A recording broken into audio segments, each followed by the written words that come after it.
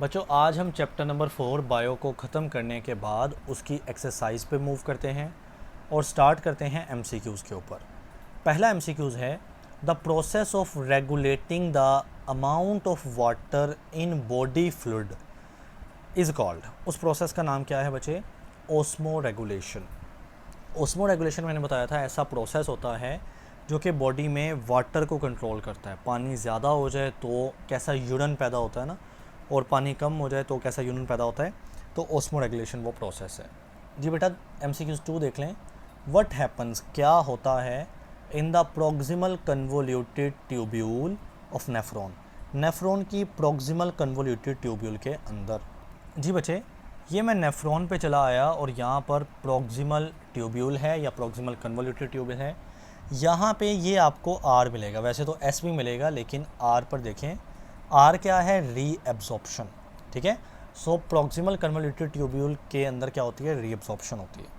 सो आप B option, reabsorption of water and nutrient occur, यानी इन चीज़ों की, पानी की, न्यूट्रिएंट की रीएब्जॉर्प्शन होती है। MCQ 3 देखें।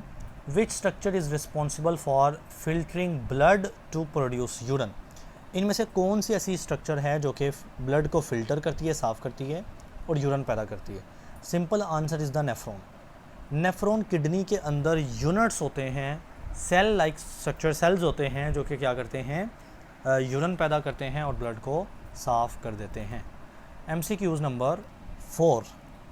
Which structure in nephron is responsible for filtering blood, blood को फिल्टर करने वाली जो स्ट्रक्चर है नेफ्रॉन के अंदर वो कौन सी है? जी बेटा दोबारा उसी डायग्राम में मैं आ गया। यहाँ पर आपको ग्लोमेरुलस नज़र आ रहा है, उसके साथ F लिखा है एंड इस F का क्या मतलब है? फिल्ट्रेशन। यानी ये जो फिल्ट्रेशन होती है ना ब्लड की, ठीक है, वो कहाँ पे होती है? ग्लोमेरुलस के अंदर। तो बेटा ऑप्शन बी ग्लोमेरुलस हमारा राइट ऑप्शन है। 5 MCQs है। In which part of nephron, nephron का कौन सा पार्ट है रीअब्जॉर्प्शन ऑफ न्यूट्रिएंट अक्कर, जहाँ पर न्यूट्रिएंट की रीअब्जॉर्प्शन होती है? जी बेटा तो यहाँ पर रीअब्जॉर्प्शन के टॉपिक में मैं आ गया पेज 41 के ऊपर। ये जो पहला पॉइंट है ना जो कि प्रोक्सिमल कन्वोल्यूटेड ट्यूब्यूल का पॉइंट है, इसमें क्या होता है? Large amount of water reabsorb हो जाता है, nearly 100% glucose, amino acid, most of the salt. तो ग्लूकोज, अमाइनो एसिड्स क्या हैं? न्यूट्रिएंट्स हैं। ठीक है, तो न्यूट्रिएंट कहाँ पे रीअब्जॉर्ब हो रहे हैं? अगेन प्रोक्सिमल कन्वोल्यूटेड ट्यूब्यूल के अंदर। तो हमारा B option proximal convoluted tubule right option है। Move to MCQ number 6।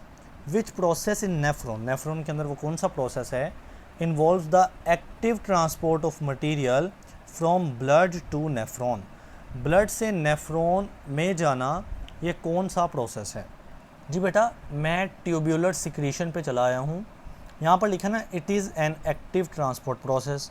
ये एक्टिव ट्रांसपोर्ट प्रोसेस है जहाँ पर जो sum of the remaining wastage है ना प्रेजेंट इन द ब्लड, जो ब्लड से सिक्रीट होते हैं, किधर?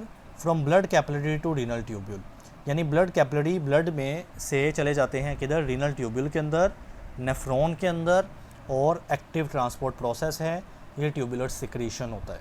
तो आप दोबारा देख लें कौन सा प्रोसेस है जो नेफ्रॉन के अंदर होता है? एक्टिव ट्रांसपोर्ट होता है और from blood to nephron, blood से नेफ्रॉन, तो that is the secretion, C option. जी बेटा MCQ 7 पे जाते हैं।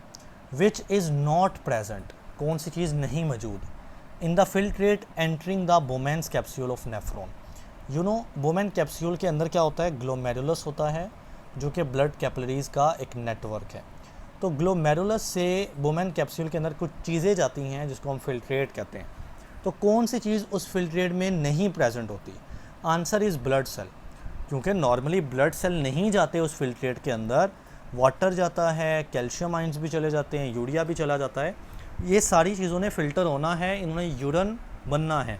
लेकिन नॉर्मल हालत में क्या ब्लड भी होता है यूरिन में? नहीं, नॉर्मली नहीं होता। सो ब्लड सेल नहीं जाते बोमेन कैप्सूल के अंदर फिल्ट्रेट के साथ। बेटा MCQ 8 पे देखें। इन विच प्रोसीजर, कौन सा प्रोसीजर है जिसमें a machine is used to filter blood outside the body, जो ब्लड है वो फिल्टर होता है आउटसाइड द बॉडी? तो देखिए बेटा आपने दो डायलिसिस पढ़ी थी, पेरिटोनियल और हीमोडायलिसिस। दोनों में फ़र्क क्या था? हीमोडायलिसिस में हम मशीन यूज़ करते थे और ब्लड को बॉडी से बाहर निकाला जाता था। सो बी ऑप्शन हीमोडायलिसिस हमारा ठीक ऑप्शन है, क्योंकि आउटसाइड द बॉडी है और इसमें मशीन भी हम यूज़ करते हैं जिसका नाम होता है डायलाइज़र, ठीक है। जबकि पेरिटोनियल डायलिसिस में तो हम बॉडी के अंदर ही ब्लड को साफ़ कर देते थे। जी बेटा, अगला नोवा MCQs है।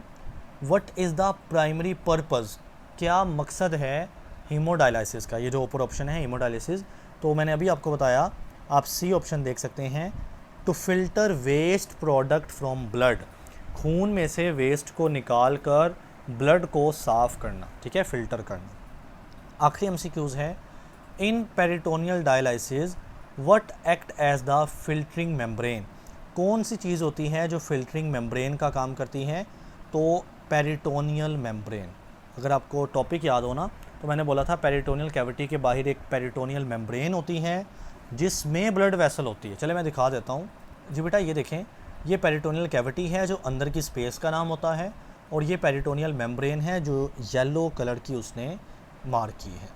तो यही जो है ना फ़िल्टर का काम करती है पेरिटोनियल मेम्ब्रेन, क्योंकि इसी के अंदर होती है ब्लड वेसल। देखें ये रेड रेड जा रही है ना ब्लड वेसल, सो इसी के अंदर मौजूद ब्लड वेसल से जो वेस्टेज है ना, गंदा मटेरियल है, वो बाहर आता है, इस फ्लूइड के अंदर आके जमा हो जाता है। सो आखिरी MCQs हमारा क्या था कि in peritoneal dialysis what act as the filtering membrane, filtering membrane का काम कौन कर रही होती है? Peritoneal membrane. ओके।